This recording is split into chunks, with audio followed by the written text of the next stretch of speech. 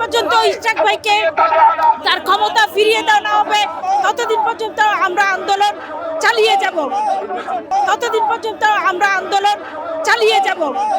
বিগত আমরা 17 বছর যখন হার মানি নাই, এই কটা দিন মাত্র 21 দিন হয়েছে, ইনশাল্লাহ দেখবো এটা ধৈর্য ধরবো। আমরা জনগণের রায়টা অবশ্যই এটা এই মাঠে থেকে পরে যে আপনারা আদায় করে যাবো ইনশাল্লাহ। আমরা এখানে আসছি আগে যে কারণে আমরা এখানে রাজপথে নামছিলাম আজকে 18 দিন ধরে প্রায়। তো এখনো আমরা রাজপথে আছি একই দাবি নিয়ে। সে দাবিটা তো আমাদের পূরণ হচ্ছে না, এর জন্য আমরা রাজপথে এখনো আছি। আর এখানে আমরা স্বৈরাচারের বিরুদ্ধে রাজপথে ছিলাম, কিন্তু পুনরায় একই কাহিনী হইতেছে, আমাদের রাজপথে নামতে হইতেছে। তাহলে আমরা স্বৈরাচার মুক্ত কিভাবে হইলাম? এখন যাদের আমরা মানে বসাইছি যুদ্ধ করে, আমাদের সন্তান রাজপথে ছিল, আমরা গার্জিয়ান হিসেবে রাজপথে ছিলাম, আমাদের সন্তানদের উপরে পাড়া দিয়া যারা যাদের বসাইছি গদিতে, তারাই এখন আমগুলোকে স্বৈরাচারী করতেছে।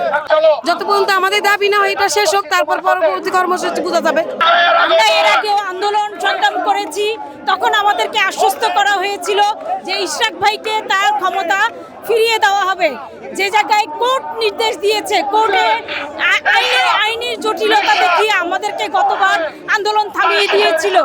আমাদের যখন আইনে কোনো বাধা নেই, আইনের মাধ্যমে বলা হয়েছে যে ইশরাক ভাইকে শপথ পড়ানো হোক, কিন্তু এখন পর্যন্ত শপথ পড়ানো হয় নাই।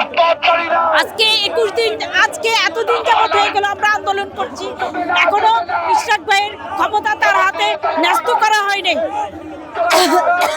যতদিন পর্যন্ত ইশরাক ভাইকে তার ক্ষমতা ফিরিয়ে দেওয়া না হবে ততদিন পর্যন্ত আমরা আন্দোলন চালিয়ে যাব।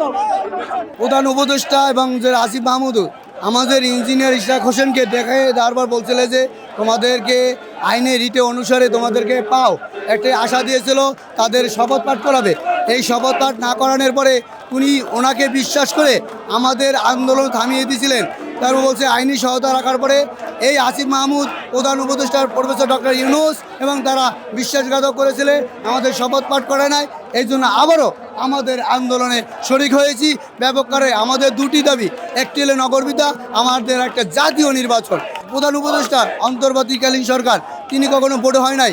আমরা বলতে চাই আপনি যদি আইনের প্রতি শ্রদ্ধা রাখেন, আপনি আমাদের একটি জাতীয় নির্বাচন দেন, নগরপিতাকে দুটি দাবি মেনে নেন, আমরা যানজটমুক্ত করব।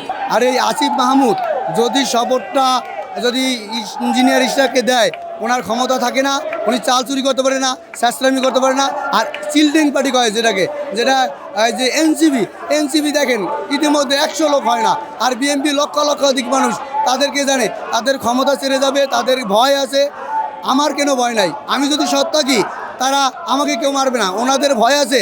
এই যে অপকর্ম করেছে, যারা চুরি চেষ্টামি করছে, অবৈধ টাকা কামাইছে, এই জবাবদিহির কারণে তারা ক্ষমতা ছাড়ে না এবং শপথ পাঠ করে না, তাদের মনে ভয় আছে। তো অন্তর্বর্তী সরকারে কিছু উপদেষ্টা, হয়তো 2-1টা উপদেষ্টার কারণে, বিশেষ করে আমাদের স্থানীয় সরকার যে আছে আসিফ সে তার এটা ষড়যন্ত্র খুব আমরা এটা পরিষ্কার, এটা আপনারাও বুঝতে পারতেছেন। আমাদের কিন্তু কথা হলো যে এইটা জনগণের ম্যান্ডেট, এইটা কোর্টের যে রায়টা, উচ্চ আদালতের রায়টা, তার সম্মান রেখে কিন্তু আজকে আমরা এইখানে অবস্থান কমে খুঁজছি। আমরা কোনো জনগণের দুর্ভোগ করে বিগত সময় 17 বছর অনেক কষ্ট করেছি, জেল জুলুমে, যে কোনো সময় আমরা জনগণ দুর্ভোগে যাই নেই, ইনশাল্লাহ যাবো না। আমাদের কাছে কথা হলো ডাক্তার ইউনূস স্যারের কাছে, উনি বিশ্বের মধ্যে সম্বন্ধ ব্যক্তি, আমরা চাবো যে গোটা 2-1 উপদেষ্টার কারণে তার মান সম্মান ক্ষুণ্ণ না হয়, তিনি যেন অবিলম্বে দ্রুত মেয়র ইশরাককে তার মেয়র পদে শপথ পড়ানোর জন্য আমরা রিকোয়েস্ট করব। আর আমাদের যত বন্ধু এটা শপথ না করবে, ইনশাল্লাহ বিগত আমরা 17 বছর যখন হার মানি নাই, এই কটা দিন মাত্র 21 দিন হয়েছে, ইনশাল্লাহ দেখবো এটা ধৈর্য ধরবো। আমরা জনগণের রায়টা অবশ্যই এটা এই মাঠে থেকে পরে যে আপনারা আদায় করে যাবো ইনশাল্লাহ।